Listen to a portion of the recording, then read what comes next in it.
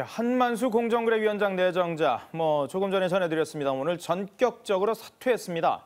박근혜 정부 임명직 고위공직자의 사퇴 벌써 6번째입니다. 국민대학교 홍성걸 교수와 함께 새 정부의 인선 난맥상 집중적으로 좀 짚어보도록 하겠습니다. 안녕하십니까? 예, 안녕하세요. 야, 이거 벌써 김용준 총리 후보자 시작으로 해가지고 벌써 이게 6번째예요. 이거 어떻게 봐야 되나요? 예, 지금 상당히 많은 실망을 지금 안겨주고 있습니다. 예.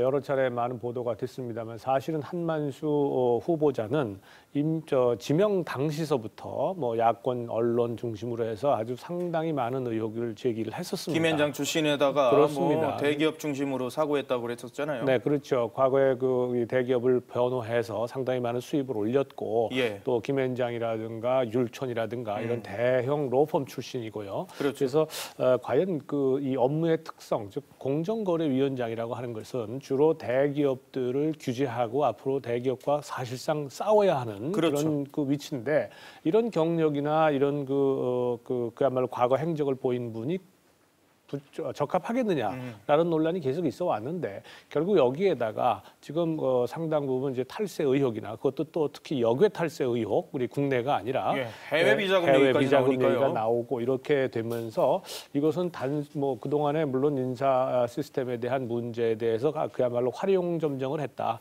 그러니까 아주 클라이맥스까지 올렸다라고 하는 측면이 있고요. 또 한 가지는 그럼으로써 박근혜 정부의 그 어떤 신뢰도에 상당한 지금 타격을 줬다. 이렇게 볼 수 있습니다. 그래서 상당히 부정적인 영향이 앞으로도 클 것이다. 이렇게 보여집니다. 좋은 일로 이렇게 딱 방점을 찍어야 되는데 이게 나쁜 일로 방점을 찍어버리니까 이거. 그렇습니다. 우리가 좀 정리를 해봤습니다. 박근혜 정부 들어서 고위공직자 몇 명이나 낙마했는지 아까 6명이라 그랬는데 사실 인수위원부터 해가지고 다 하면은 비서관까지 하면 12번째고요. 이 장차관급만 해도 6명입니다. 김용준 총리 후보자 재산 문제 등 도덕성 논란으로 사퇴했고요. 김종은 미래창조과학부 장관 내정자 정치권 난맥상 비판 후에 사퇴했고 황철주 중기청장 내정자 주식 심탄 문제로 또 사의 표명했었죠. 김학의 전 차관 고위층 성접대 의혹 연루됐고 김병관 전 국방장관 내정자 각종 주식 보유와 미얀마 혼자 갔다 와가지고 이게 또 사퇴했고 한만수 공정위원장 내정자가 또 오늘 사퇴를 했는데 화면에 꽉 차버렸습니다. 이거 2장 넘어가는 게 아닐까 지금 걱정이 돼가지고 이거 어떻게 해야 될지 모르겠는데 야, 이거 인사검증 시스템 문제 있는 거 아닙니까? 이 정도면은? 검증 시스템이 문제가 동일한 문제가 반복이 되면은 우리가 이 문제가 있다고 볼 수밖에 없지 않겠습니까? 지금 명단 중에서 사실은 김종훈, 황철주 이 두 사람의 경우에는 조금 저는 경우가 다르다고 번의 봅니다. 경우죠. 번의 경우고 나머지 분은 지금 유사한 이 패턴이 계속 반복이 되고 있다 하는 것인데요. 결국은 우리가 그동안에 박근혜 정부의 인사의 가장 큰 핵심이 뭐였냐면 비밀주의였었고요. 그렇죠. 그다음에 어떤 검증인지 모르지만 하여간 검증을 거쳤고 특히 이제 그 정부 들어선 이후에는 대통령 취임 이후에는 인사위원회를 열어서 인사위원회에서 검증하고 있다는 것이거든요. 그 외에 자세하게 어떤 검증을 하느냐라고 하는 것은 알 수가 없습니다. 그래서 지금 동일한 그 문제들이 반복되는 것 여러 가지가 우리가 밝혀지지 않은 것들이 나오는 것을 보면 과거에 그 이명박 정부에서 보면 한 230개 문항 정도를 소위 말해서 체크리스트를 만들어가지고 활용을 했었거든요. 그것도 이명박 정부 초기에 한 3명 정도가 낙마를 하지 않았습니까? 그래서 그러한 경험을 통해서 일종의 학습 효과를 통해서 한 230개 정도 문항을 가지고 전부 각자 자기 자신이 체크해라. 그래서 그걸 가지고 이제 말하자면 처음 1단계 스크리닝을 하는 그 과정을 거쳤는데 지금 그런 것이 이루어지지 않고 있는 것이 아니냐. 우선 첫째 그런 생각이 들고요. 그래서 앞에 정부 것이라 하더라도 이것이 바람직하면 당연히 써야 될 필요가 있다라고 하는 생각이고 또 하나는 흔히 얘기합니다만은 대통령이 예를 들어서 밑에서부터 쭉 그러한 검증 과정을 거쳐서 올라온 복수의 후보자들 중에서 낙점을 하는 것이 아니라 이제 이 대통령이 가지고 있는 인사풀에서 한두 사람 혹은 한 사람을 그냥 지명해서 내려보내는 경우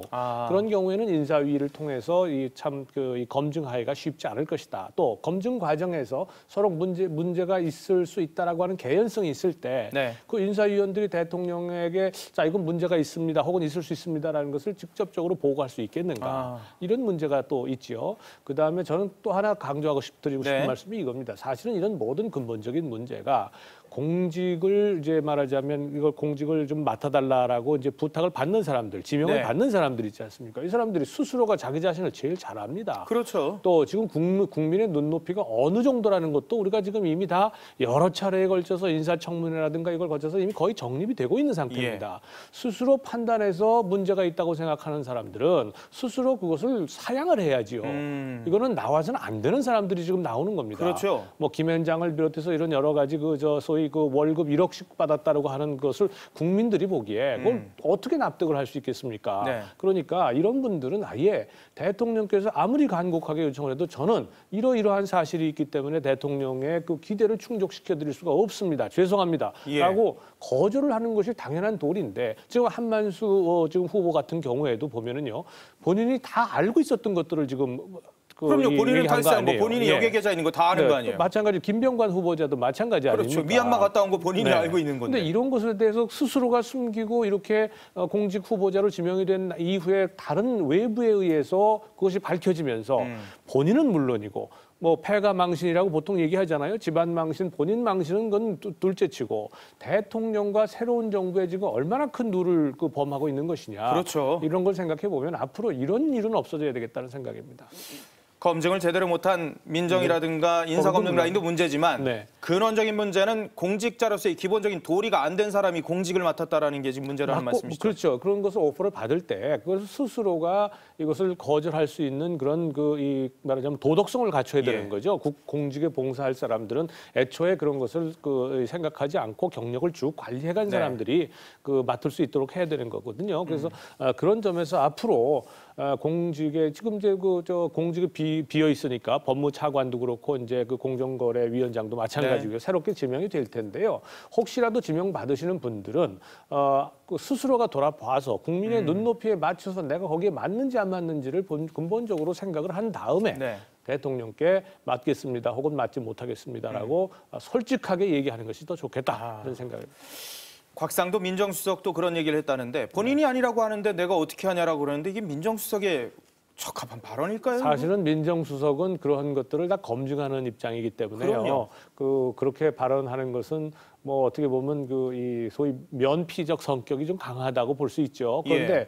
뭐 그 말 자체가 보통 일반적으로 볼 때 본인이 꽁꽁 숨기고 얘기 안 하면 발견하기 쉽지 않은 건 사실입니다. 네. 왜냐하면 범죄자로서 무슨 뭐 전과가 있는 것도 아니고 그렇죠.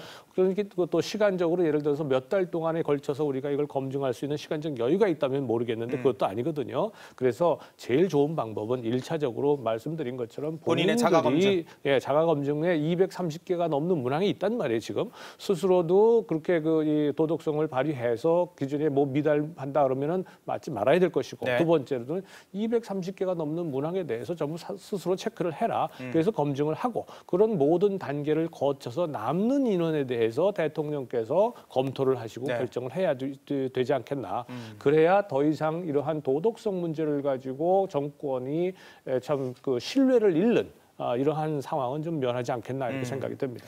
그런데 이번 한만수 내정자의 경우에는 이 해외 여기에 탈세 문제가 있는데 네. 이게 국세청에 사실 검증만 했으면 바로 스크린이 될 수 있는 문제였던 걸로 알려지고 있거든요. 네. 거기다가 민정 라인의 경우에 민정비서관과 법무비서관이 인사가 좀 혼잡하게 왔다 갔다 해서 이런 것들이 결국 박근혜 정부의 인선 실패에 하나의 단초가 되는 게 아니냐. 그래서 야당은 물론이고 여당 내에서도 서병수 총장까지도 이 인사 라인의 문책을 얘기하는데 네. 어떻게 보세요? 인사 문책을. 저는 그런 이 인사 관련한 지금 시스템 자체가 예. 지금 갖춰진 지 채 한 달도 안 됐습니다. 따라서 초기에 그냥 수많은 인사를 한꺼번에 이제 검증을 하고 하다 보면은 뭐 중간중간에 그런 문제가 발생할 수도 있다고 저는 생각을 합니다. 사람이 하는 일이니까. 예. 다만 지금 인사위원회 구성 자체에 대해서 인사위원회가 숫자가 적기 때문에 이런 문제가 발생한다고 저는 생각하지는 않습니다. 그렇죠. 왜냐하면 숫자가 아무리 적어도 인사 검증이라고 하는 것은 국세청이라든가 경찰청, 뭐 검찰청 전부 이런 걸 다 활용을 하는 그렇죠. 것이기 때문에요. 예. 그런데 다만 인사위원회 구성이 대통령의 최측근과 비서관 출신으로 되어 있다는 것은 아무래도 대통령께서 지명을 하는 인사에 대해서 소위 객관적이고 중립적인 그런 검증을 하기가 쉽지 않은 좋지 않겠는가 예. 이런 생각이 들어서 인사 검증과 관련해서 청와대 시스템에 대해서 우리가 재고할 필요는 있다 이렇게 보여집니다. 혹시요 이게 6번째 인사 문제잖아요. 네. 박근혜 대통령이 이 시점이라도 대국민 사과라든가 어떤 입장 표명을 취한 이후에 이걸 다 털고 새로 시작하는 건 어떨까요? 아마 그 어느 시점에 가서는요, 저도 대통령께서 이러한 인사 문제에 대해서 특히 도덕성 문제가 불거진 인사 문제에 대해서 그래서 아까 김종훈 아까 제 두 분 말씀드렸죠. 네, 황철주 두 황철주. 분은 좀 예외적인 경우다라고 말씀을 드렸는데요. 이런 그 도덕성 문제가 불거진 경우에 그것을 사전에 거르지 못하고 국민들께 그야말로 위화감을 조성을 하고 뭐 이렇게 됐다는 이런 것에 대해서 사과를 표할 그런 시점은 있을 거라고 봅니다. 그러나 지금 당장은 제가 보기에는 우선 그 정부를 완전히 구성하는 게 우선 급선무입니다. 여전히 그 많은 자리가 남아 있고요. 네. 또 앞으로도 지금 공공기관을 비롯해서 지금 인사가 그 아주 그냥 뭐 제가 보기에는 6개월에서 1년 가까이 걸릴 가능성이 매우 높습니다. 예, 예. 그래서 이런 것을 가지고 지금 계속 일일이 뭐 사과를 한다거나 이렇게 되면 그럼 그 문제가 발생할 때마다 사과할 수도 그렇죠. 있는 문제가 예, 예. 생기잖아요. 그래서 어느 시점에 가서 좀 정리를 할 필요는 있겠다. 지금은 아니다. 이렇게 말씀드리고 싶습니다. 상황이 이렇게 위중한데 네. 여당의 최고 지도부, 최고위원 선출직이 5명인데 네. 1명 빼놓고 4명은 다 없어졌어요 오늘. 오늘 출근도 안 했답니다. 이 네. 새누리당이 위기 의식이 없는 거 아니에요 이거? 글쎄요. 그 참 새누리당이 지금 그 국회에 큰 뭐 문제가 없다고 생각을 하는지 그런 문제를 저로서는 좀 판단하기는 어렵습니다만 상식적으로 볼 때 국민의 입장에서 볼 때 지금 대통령이 지금 취임한 지 한 달도 안 됐고 예. 지금 인사청문회를 가지고 저렇게 그 오락가락하고 있고요. 또 야당은 야당대로 그동안에 정부조직법을 가지고 얼마나 많은 그런 그 일을 겪었습니까? 네. 근데 이런 데에 지금 최고위원회가 그야말로 성립이 안 되잖아요. 안 됐어요. 오늘 네, 정족수가 안 돼가지고 정족수가 안 의결도 되니까 못하고. 예. 이렇게 회의를 못할 정도로 이렇게 된다는 것은 그렇다면 이건 뭐 새누리당이 그 정치적 그 뭐 책임, 도의적 책임 이런 데서 참 자유롭기는 어렵겠다 이런 생각이 듭니다. 조금 다른 얘기긴 한데요. 지금 뭐 원세훈 전 국정원장 출국 금지된 건도 보면은 네. 결국 내부에서 문서가 유출된 거고요. 네.